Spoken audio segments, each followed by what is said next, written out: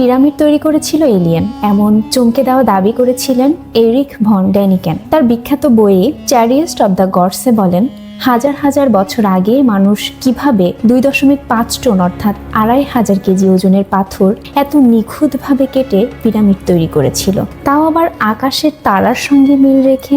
তিনি আরো বলেন, পিরামিডের ভেতরের গঠন, সরু সুড়ঙ্গ আর নিখুঁত নকশা শুধু দাফনের জন্য ছিল না, বরং এগুলো এমনভাবে বানানো যেন মনে হয় এক বিশাল পাওয়ার হাউস যা আকাশ থেকে শক্তি নিয়ে পৃথিবীতে ছড়িয়ে দিচ্ছে। তার ধারণা ছিল প্রাচীন মানুষ একা এত উন্নত পরিকল্পনা করতে পারেনি, বরং কোনো উন্নত ভিন গ্রহের সভ্যতা অর্থাৎ এলিয়েন তাদের জ্ঞান ও প্রযুক্তি দিয়ে সাহায্য করেছিল।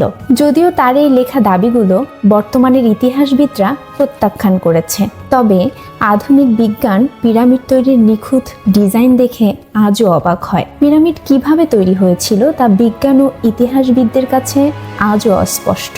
আপনার কাছে কি মনে হয়, পিরামিড কিভাবে তৈরি হয়েছিল? কমেন্ট করে জানান।